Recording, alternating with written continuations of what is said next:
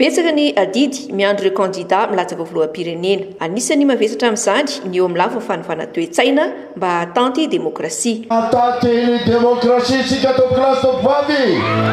fa valony ty firenena ity tsy tany velany tsy vazaha fa ato anatiny betsaka ny fampiororanareo topilasy topivavy tao anatin'izao fampelezakevitra izao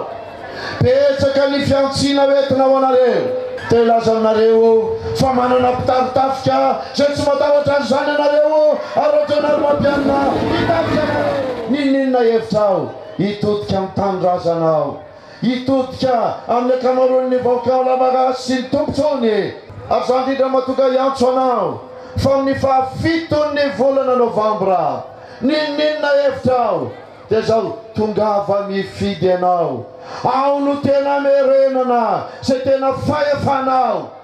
topikilasy topivavy ampisehoiny hevitrao amin'ny andro io. Marina fa tao betafo no nanombohany voalohany ny tetikasa fatsinakohonana izay nanomezan'ity kandidaty toky fa mbola hotoizany ankoatra ireo fihinanasa entiny hampandrosoana ny firenena.